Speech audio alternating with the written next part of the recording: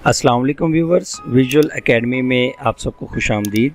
आज की इस वीडियो में हम एक्सेल के अंदर मुख्तलिफ ऑप्शंस को देखेंगे, जैसे कि हम टेक्स्ट को कैसे एडिट कर सकते हैं, फार्मूला या फंक्शन को वहाँ पे एडिट करना हो कैसे करेंगे, रीडू, अनडू, और इसी के साथ हम किसी पर्टिकुलर एरिया में जाना चाहें तो किस तरह से जा सकते हैं। तो इसके लिए हम सबसे पहले हम फाइंड को देख लेते हैं।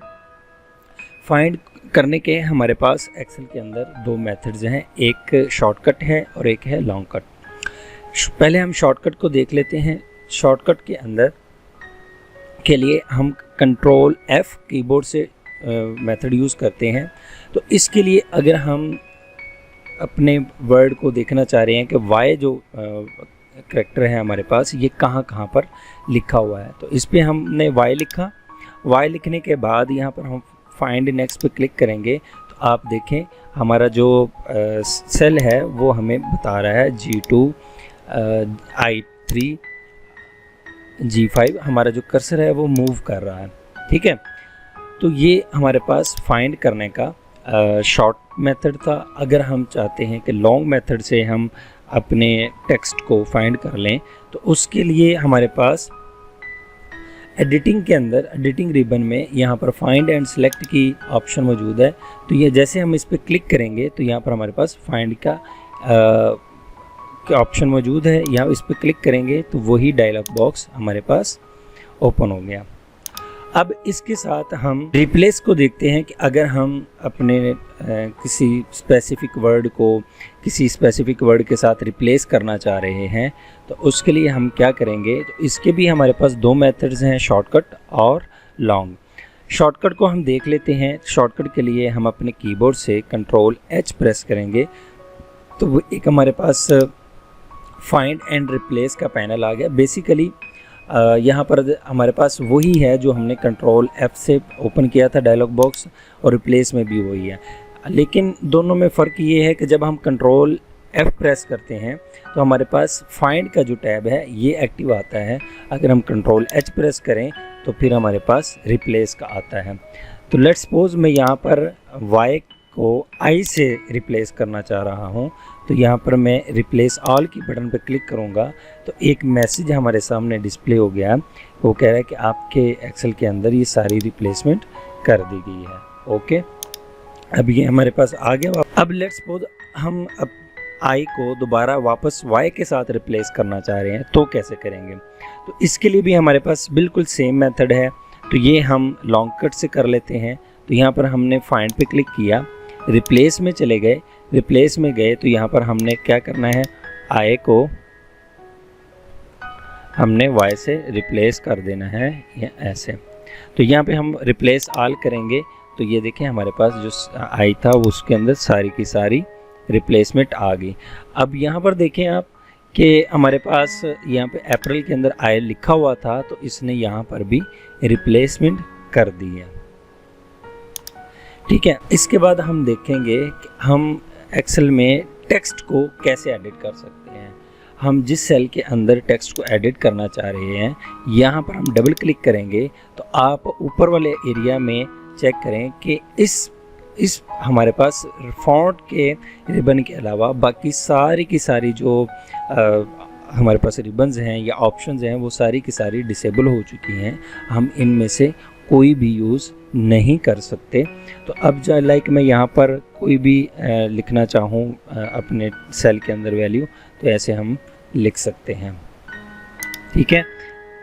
तो इसके साथ अब ये हमने यहाँ पर हमने देखा कि हम सेल के अंदर जो एग्जिस्टिंग डाटा है या एग्जिस्टिंग टेक्स्ट है उसको हम कैसे एडिट कर सकते हैं। उसके बाद हम देखेंगे कि हम अपने सेल को ओवरराइट कैसे कर सकते हैं। तो यहाँ पर देखें मैंने यहाँ पे लिख देता हूँ फेब, यहाँ पर कुछ भी हम लिख देते हैं, लाइक मैंने यहाँ पर ये मंडे लिख दिया। तो यहाँ पे देखें ये हमने जनवरी के ऊपर ओवरराइट कर दिया है, ठीक है। तो इसको सेल को एडिट करने के लिए हम फार्मूला बार में भी आके यहाँ पर एडिट कर सकते हैं। हम जो भी चीज़ लिखना चाहें यहाँ पर लिख सकते हैं। लाइक यहाँ पे देखें हमारे सेल के अंदर लिखा जा रहा है। उसके बाद हम देख लेते हैं कि हमारे पास जो फंक्शन है, फंक्शन और फार्मूला के अंदर क्या डिफरेंस है और इनको हम कैसे यूज़ करते हैं और इनको एडिट कैसे कर सकते हैं। तो यहाँ पर मैं फंक्शन पहले देखता हूँ। तो अगर हम इसी एडिटिंग पैनल में आए, रिबन में आए, तो यहाँ पर हमारे पास ऑटो सम का एक फंक्शन है। यहाँ पे क्लिक करेंगे तो यहाँ पे देखें कि हमारा इस एरिया के अंदर, पर्टिकुलर एरिया के अंदर उसने फंक्शन दे दिया है इज इक्वल टू सम, और इन C10 टू C15 ब्रैकेट बंद, और हम यहाँ से इंटर प्रेस कर देंगे तो हमारा आंसर जो आया है वो है 312। ये हमने फंक्शन की मदद से कर लिया। अब हम यहाँ पर फार्मूला की मदद से करके देखते हैं। तो फार्मूला के लिए हम यहाँ पर is equal to C10 plus C11 plus C12 plus C13 plus C14 plus C15, और ये हमने इंटर प्रेस कर दिया। तो हमारा जो आंसर है वो बिल्कुल ठीक आया। हम देखते हैं कि फंक्शन और फार्मूला के अंदर फ़र्क क्या है। तो बेसिकली समटाइम एक्सेल के अंदर फंक्शंस मौजूद नहीं होते जहाँ पर हमें अपना खुद का फार्मूला बना के लगाना पड़ता है, जैसे कि हमने यहाँ पर सम का फार्मूला लगाया है। तो इसके बाद हम देखते हैं कि हम अपने फार्मूला या फंक्शन को एडिट कैसे कर सकते हैं। तो हम ऐसे ही जहाँ पर हमने अपना फार्मूला लगाया है इसमें आएंगे और फार्मूला बार में जाके यहाँ पर देखें प्लस, मैंने यहाँ पे 10 कर दिया, तो ये हमारा इंटर किया तो वो 10 ऐड हो के आ गया। और बिल्कुल इसी तरह फंक्शन में हम ऐसे ही फार्मूला बार में जाएंगे और प्लस 10, तो यहाँ पे देखें हमारा फार्मूला और फंक्शन दोनों एडिट हो गए। और इसके बाद हम अपनी जो नेक्स्ट पढ़ते हैं वो है रीडू और अंडू। रीडू और अब देखिए यहाँ पर हमने जो फंक्शन को या फार्मूला को एडिट करते हुए इसमें एडिशन किया था, तो वो हम चाहते हैं कि यहाँ पे हमारे पास ना हो, तो हम अंडू कर देंगे। तो अंडू करने के लिए हमारे पास जो शॉर्ट की है वो है Ctrl+G। देखिए Ctrl+G हमने जैसे किया, हमारी इस फंक्शन से वो जो हमने 10 वैल्यू ऐड की थी वो ख़त्म हो गई। और इसी तरह अगर आप अंडू करने के लिए अपने माउस का यूज़ करना चाहते हैं तो आप सिंपली ऊपर क्विक एक्सेस टूल बार में जाएंगे और यहाँ पर आप क्लिक करेंगे तो आपका यहाँ पे देखें फार्मूला के अंदर वो अंडू हो चुका है।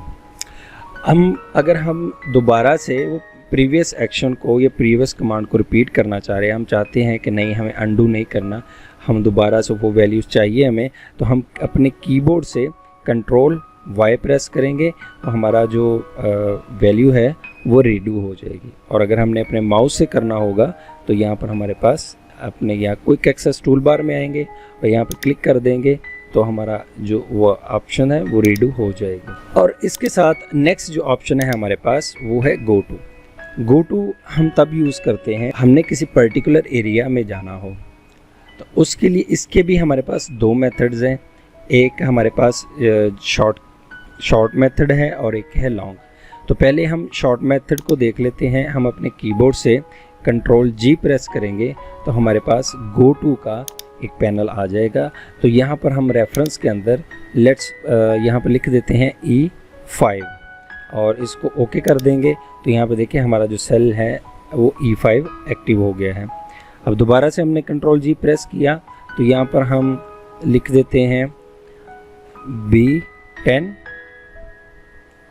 तो यहाँ देखें हमारा जो कर्सर है वो B10 की तरफ मूव कर गया है। तो अगर इसके साथ अगर आप गो टू को की अपने माउस की मदद से करना चाह रहे हैं तो यहीं पे हम एडिटिंग रिबन में फाइंड एंड सेलेक्ट के ऑप्शन पे आएंगे, क्लिक करेंगे और गो टू पे क्लिक करेंगे तो यहाँ पर हमारे पास वही सेम डायलॉग बॉक्स ओपन हो जाएगा। अगर आप चाहते हैं कि हम जहाँ पर हमारा फार्मूला या फंक्शन यूज़ हुआ है उस सेल के अंदर जाना चाह रहे हैं, तब हमारे पास यहाँ पर एक स्पेशल के गो टू स्पेशल में हम जाएंगे, जिसके लिए हम यहाँ पर देखें फार्मूला में फिर हम क्लिक कर देंगे। फार्मूला में हम क्लिक किया, ओके कर देंगे, तो यहाँ पर देखें हमारे पास E13 और C16 दोनों हाईलाइटेड हो चुके हुए हैं, जिनके अंदर हमने फंक्शन और फार्मूला यूज़ किया था। आज की वीडियो के लिए इतना ही। अगर आपके माइंड में कोई क्वेश्चन हो आप कमेंट से पूछ सकते हैं, और इंशाल्लाह आपसे अगली वीडियो में मुलाकात होगी। तब तक खुश रहें, खुश रखें, फ़ी अमान अल्लाह।